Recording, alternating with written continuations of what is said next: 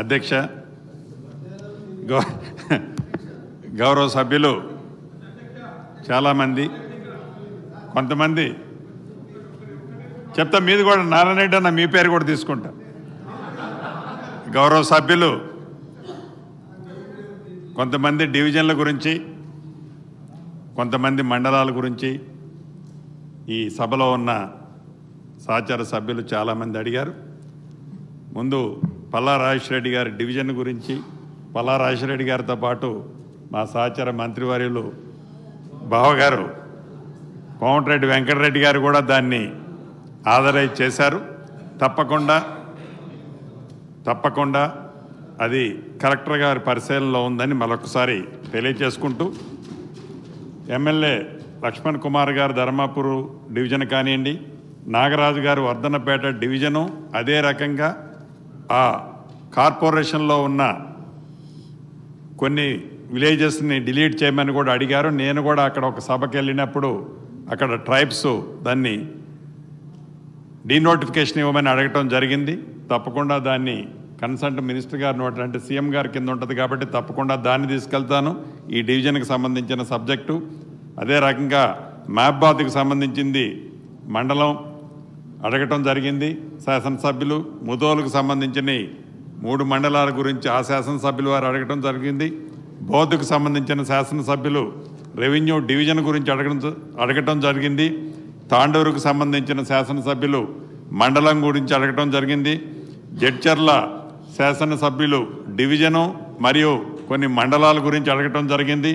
వేములవాడకు సంబంధించిన దాంట్లో సీనన్న వచ్చి చెవులో చెప్పిపోయారు, మాకు మన్నెగూడెం మండలం కావాలని, దాని గురించి చెప్పటం జరిగింది. అదే రకంగా ఖానాపురం డివిజన్ కావాలని గౌరవ శాసనసభ్యులు అడగటం జరిగింది. నారాయణఖేడ్ మండలం కావాలని నారాయణఖేడ్ శాసనసభ్యులు అడగటం జరిగింది. అదే రకంగా వేముల వీరేశ్వరన్న కూడా ఆడ నుంచి చేయెత్తుతున్నారు, మాది ఒక మండలం కావాలని అడుగుతున్నారు. ఇంకా సభ్యులు చాలామంది, ఈ సభలో ఉన్న సభ్యులు చాలామంది మండలాలు కావాలని అడగటం జరుగుతుంది. తప్పకుండా ఏవైతే మండలాలు అడుగుతున్నారో వాటిని సంబంధిత అధికారుల దగ్గర నుంచి రిపోర్ట్ తెచ్చుకొని ఫీజిబిలిటీని చూసి, ఫీజిబిలిటీ ఉంటే ఈ ప్రభుత్వం భేషజాలకు పోకుండా అటువంటి మండలాలు కానీ డివిజనల్కి కానీ తప్పకుండా ఇవ్వటం జరుగుద్ది. అదేవిధంగా ప్రధానంగా ఇక్కడ ఒక విషయాన్ని మనం గమనించాల్సి ఉంది. గత ప్రభుత్వంలో 31 మండలాలు 2 డివిజన్స్ ఆనాటి ప్రభుత్వం ఏర్పాటు చేసి ఇప్పటికి నాకు తెలిసి మోర్ దాన్ 2 years వస్తుంది. ఈ 31 డివిజన్లు కానీ 2 రెవెన్యూ డివిజన్లు 31 మండలాలకు ఏవైతే ఇచ్చారో ఇప్పటికీ మనం ఇంకా క్యాడర్ స్ట్రెంత్, ఆనాటి ప్రభుత్వంలో మండలాలు ఇచ్చారు, డివిజన్లు ఇచ్చారు, క్యాడర్ స్ట్రెంత్ ఆనాడు ఇవ్వలే. ఇప్పటికీ మనం ప్రాసెస్లో ఉంది. పూర్తిగాక పేరుకి మండలాలు డివిజన్లు ఇచ్చామే తప్ప ప్రభుత్వ పరంగా ఆనాడు వాటిని ఫుల్ ప్లెడ్జ్లో ఈనాటికి కూడా ఆఫీసులు కానీ టీము కానీ వాటికి లేని మాట ముమ్మాటికి వాస్తవం.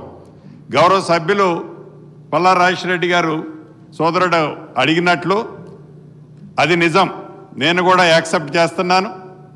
ఒక నియోజకవర్గానికి సంబంధించిన 5 మండలాలు ఉంటే 2 మండలాలు 1 డివిజన్లో, 2 మండలాలు 1 డివిజన్లో, 1 మండలం 1 డివిజన్లో ఉంది అని చెప్పారు. గౌరవ సభ్యులకి రాష్ట్ర ప్రజలకు కూడా ఇంకొకటి విన్నవించదలుచుకున్నాను. ఒక డివిజన్లోనే కాదు, అంటే ఒక కాన్స్టిట్యున్సీ 3-4 డివిజన్లోనే కాదు 3-4 జిల్లాల్లో కూడా ఉన్నాయి. ఉదాహరణకి ఇల్లెందు ఉంది, అదే రకంగా ఇల్లెందు 4 జిల్లాల్లో ఉంటుంది. అదే రకంగా పొన్నం ప్రభాకర్ సహచర మంత్రివర్యుల కాన్స్టిట్యున్సీ వచ్చేసి 3 జిల్లాల్లో ఉంటుంది.